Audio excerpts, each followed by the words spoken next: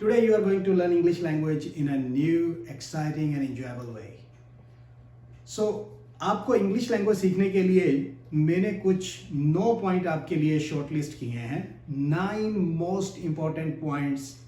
So, without wasting time, let's go to our first point. The most important point about learning any non-native language or English language is focus at expressing yourself. एक बात हमेशा याद रखना कि language का जो main purpose होता है अपने आप को एक्सप्रेस करना होता है, दूसरे को इंप्रेस करना नहीं होता. तो अगर आप लैंग्वेज बोल रहे हो, इंग्लिश लैंग्वेज बोल रहे हो, जितनी भी आपको आती है, तो अगर आप दूसरे को इंप्रेस करने के लिए इंग्लिश लैंग्वेज बोल रहे हो तो आपकी परफॉर्मेंस खराब हो जाएगी. इससे बेहतर है कि आप अपने इमोशंस को एक्सप्रेस करने के ऊपर फोकस करो. आपको गुस्सा है तो गुस्से में इंग्लिश बोलो. आप किसी को मजाक कर रहे हो तो मजाक में इंग्लिश बोलो. अगर किसी को क्वेश्चन कर रहे हो तो उसके हिसाब से इंग्लिश बोलो. तो अपने आप को एक्सप्रेस करने के लिए बोलो. ये मेंटल मेकअप आपको स्टार्टिंग में ही रखना है. क्यों?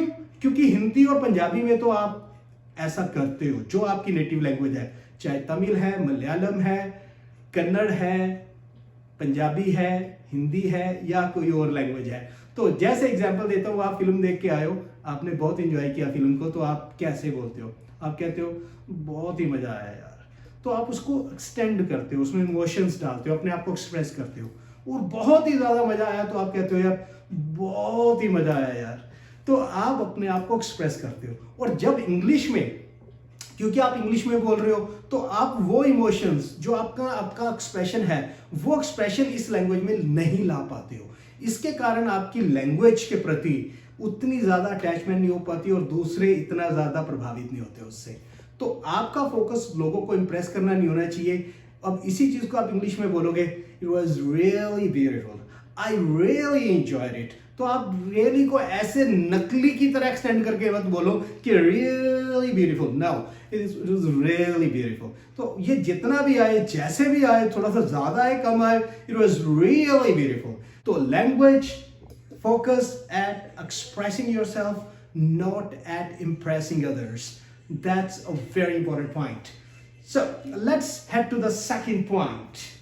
The second point in the series is focus on others, not on yourself while speaking. एक क्या होता है, जब हम 2 बंदों, 3 बंदों, 4 बंदों के आगे बोल रहे हैं, पब्लिक में बोल रहे हैं, तो हम अपने आप को फोकस में, सेंटर पॉइंट में, लाइमलाइट में रख लेते हैं अपने मन में. हम कहते हैं अच्छा यार मैं बोल रहा हूं, लोग मेरे को सुन रहे हैं. तो आपने अपने आप को स्पॉट पे रख लिया. You have put yourself on the spot and accidentally, right? Accidentally, I'm using this word purposely.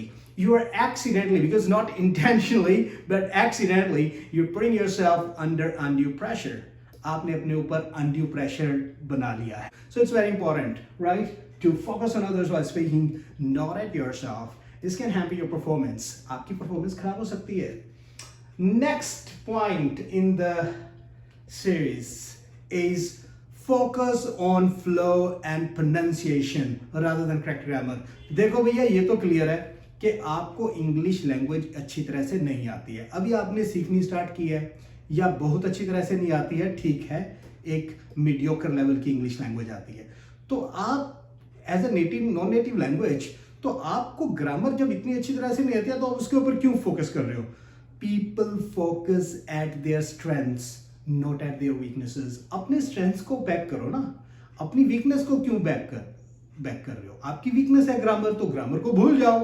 आप अपने फ्लो के ऊपर काम करो. The next step is listen and speak naturally with style, flair and animation. इसको समझ लो भाई, इसका मतलब क्या है? फ्लेयर का मतलब है तड़के के साथ इंग्लिश लैंग्वेज बोलो. अगर आपको कोई भी लैंग्वेज बोलनी है, अगर आपने उसमें स्टाइल नहीं डाला, तड़का नहीं डाला, एनिमेशन, जैसे मैं आपके साथ हाथ, तो दुनिया का कोई भी आप अच्छा स्पीकर देख लो, any political speaker, any public speaker, कोई मोटिवेटर, कोई भी पब्लिक स्पीकर देख लो, उसके हाथ तो भैया हिलते ही रहेंगे.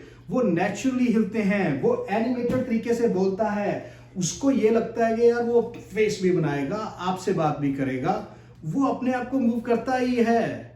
ठीक है? तो बेटर है कि जब भी आप लैंग्वेज बोलो, आप एनिमेटेड होके बोलो, ताकि आपकी परफॉर्मेंस में आपका इमोशन ऐड हो जाए. साथ में तड़का लगाते लो, फ्लेयर स्टाइल के साथ बोलो. एग्जाम्पल। जैसे आपने किसी से सुन लिया, आपने कह दिया यार what the hell are you doing here? तो आपने जब ये सुना किसी को, तो आपको पता है कि यार इंग्लिश लैंग्वेज है, ऐसे ही बोली जाती है, ऐसे ही मजा लेके बोली जाती है, फ्लेयर, स्टाइल और एनिमेशन के साथ। तो उसको जैसे आपने सुना उसको बोलते हुए, आपने भी उसको सेम तरीके से कॉपी करना है, क्योंकि ये उसकी नेटिव लैंग्वेज है, आपकी तो है नहीं। Example, right? What the hell are you doing here? What the hell are you doing here? तो आपको भी वैसे कॉपी कर लो एक बार। हाँ, आप अपनी लैंग्वेज में भी ऐसे बहुत सारी बातें बोलते हो जिसको आप तड़के के साथ, स्टाइल के साथ और एनिमेशन के साथ बोलते हो। So always keep in mind. The next in the series is pick up some common phrases and fillers to improve your speaking and boost your confidence. देखो भाई, ऐसा है इंग्लिश लैंग्वेज में कोई 200-300 कॉमनली मोस्ट यूज्ड फ्रेजेस होते हैं जिसको आप बार बार यूज करते रहते हो। अगर आपने उसका स्टॉक अपने आप को ऐड कर लिया, उसका स्टॉक अपने आप के लिए, तो आपके लिए ये बहुत इजी होने वाला है। आप इसको फिर इंग्लिश लैंग्वेज इजीली बोल सकते हो और आपका कॉन्फिडेंस भी बढ़ जाएगा। एग्जाम्पल, तो अगर आपको बोलना है कि यार अभी सोचा नहीं है, well I have not yet figured it out, तो इसका एक रट्टा लग गया लाइन का। आई हैव, अभी तक मैंने कुछ अंदाजा नहीं लगाया, ठीक है ना, तो I have not yet figured it out, ठीक है। तो अगर आप भी कहते हो कि यार मैं इसके बारे में सोचूंगा, तो आपका एक फिलर है I think it over, I will think it over. तो आप ऐसे ऐसे करके 150-200 जितने ज्यादा स्टॉक ऐड कर सकते हो उतना फिलर्स और कॉमन फ्रेजेस का ऐड कर लो, जो आपको इंग्लिश लैंग्वेज बोलने में फिर हेल्प करता है और आपका फ्लो बढ़ाता है, आपका कॉन्फिडेंस बढ़ाता है। और इनफैक्ट जितने अभी तक हमने पॉइंट डिस्कस किए हैं, सबसे इंपॉर्टेंट पॉइंट यही है, to add some common phrases and fillers to your stock. तो अब अगली जो हमारी एपिसोड होने वाला है वो इसी के ऊपर ही होगा। मैं आपको कुछ 100-150 के करीब कुछ फिलर्स एंड कुछ कॉमन फ्रेजेस जो इंग्लिश में रिपीटेडली मोस्ट फ्रीक्वेंटली यूज होती हैं, उनको मैं आपके साथ डिस्कस करने वाला हूं। Next step in this series is the build up your vocabulary. तो एक बात तो ध्यान रख लो भाई, वोकैबुलरी को आप बहुत क्विकली ऐड नहीं कर सकते अपने आप में, तो आपको इसके ऊपर पेशेंस रखना पड़ता है, क्योंकि आपको वोकैबुलरी आप धीरे धीरे से ऐड करते हो अपनी लाइफ में, ग्रेजुअली। सो अगर आपने पढ़ा सुना कहीं से, तो आपको फिर वो सुन के और पढ़ के आप ऐड करते हो अपनी उसको। तो आपको वोकैबुलरी के बारे में थोड़ा सा पेशेंटली काम करना है, पर्पसली काम करना है, थोड़ा सा ऑब्जेक्टिवली इसको नोट करना है। ये इंपॉर्टेंट वर्ड है, ये इंपॉर्टेंट वर्ड है, इसको मैंने ऐड करना है। एग्जाम्पल के लिए आप किचन में जाओ, किचन में जितने बर्तन हैं, जो सबसे ज्यादा कॉमनली यूज बर्तन होंगे आपके, वो कप, ग्लास, स्पून, तो सबको उसकी इंग्लिश आती है।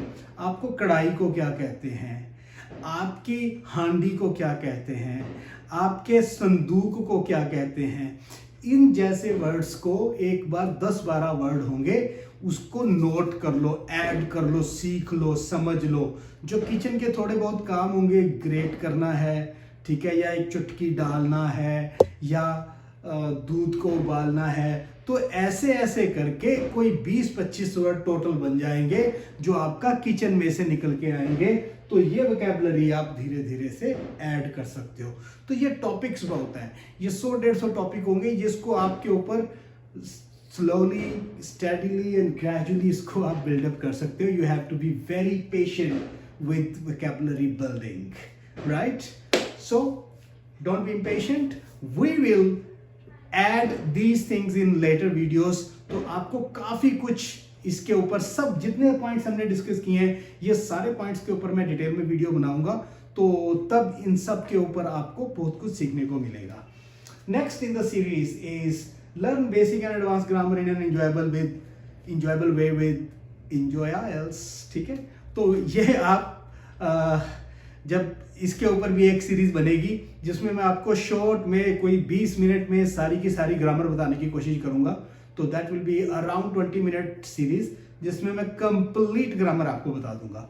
अब उसको आप 2-3 बार 4 बार देख के अच्छी तरह से सीख सकते हो। और वो हम वैसे नहीं बताऊंगा मैं, ता है, ते है, ती है इसको हम एक इंजॉयबल तरीके से सीखेंगे इंग्लिश ग्रामर को। तो ये आप इंतजार करो, बाद में इसकी बारी भी आ जाएगी। ये एक इंपॉर्टेंट पार्ट है। अगर आपको इंग्लिश बोलना सीखना है तो आपको इंग्लिश में क्वेश्चन पूछना आना चाहिए। तो क्वेश्चन, अगेन आपको इंग्लिश आती है मगर जब क्वेश्चन पूछने की बारी आती है तो प्रॉब्लम आती है, और इसीलिए फिर हम पब्लिक में क्वेश्चन पूछ भी नहीं पाते हैं। कॉन्फिडेंस भी हमारा लो रहता है कि यार कैसे पूछूं यार उसको क्वेश्चन में, ठीक है। तो अब कितनी चाहिए, तो आपको ये कितनी चेयर चाहिए, कितने गिलास पानी चाहिए, या कितना कुछ, तो हाउ मैनी, राइट। और कितना चाहिए, हाउ मच, तो how much milk would you require, right. आपको कितना मिल्क चाहिए होगा, how much water do you need, how many chairs do you need, would you, can you, can I, will I, should you, should they, when they, why, how, right? So these are the questions. So इसके ऊपर एक complete video बनेगा जो आप फिर उसको भी question जो हैं वो इंटेरोगेटिव सेंटेंसेस के ऊपर एक पूरा का पूरा वीडियो बनेगा, वो भी आप अच्छी तरह से देख के सीख सकते हो। So next in the series is learn some common terms and phrases on some common topics. बहुत सारे ऐसे कॉमन टॉपिक्स हैं जो हम अपनी रियल लाइफ में रूटीन में यूज करते हैं, like shopping, like talking over phone, restaurant में जाना है, या टाइम टेलिंग। तो इन चीज़ों के ऊपर कुछ फिक्स वोकैबुलरी वर्ड्स हैं, कुछ कॉमन फ्रेजेस हैं जिसको आप इजीली ग्रैस्प कर सकते हो और इसको यूज कर सकते हो अपनी डेली लाइफ में टू देन एक्सप्रेस योरसेल्फ। तो ये इसके ऊपर अलग से वीडियो बनाऊंगा मैं जिसको हम आप डिटेल में जानेंगे। For example talking over phone में आ जाएगा कि यार फोन मत काटना, मेरा फोन मत काटना, don't hang up my phone, don't hang up. तो आप किसी को कह रहे हो यार मेरा फोन नहीं उठा रहे हो, why are not picking up my phone, आप कह रहे हो होल्ड ऑन करो, तो please hold on, right, I am just connecting you back. तो इस जैसे बहुत सारे टर्म्स होंगे, बहुत सारी कॉमन फ्रेजेस होंगे जो आप यूज कर सकते हो। ऐसे ही रेस्टोरेंट्स के लिए होंगे, ऐसे ही शॉपिंग के लिए होंगे। तो हम इसके ऊपर जल्दी मिलेंगे दोबारा अगली सीरीज में। मीन टाइम, सत श्री अकाल।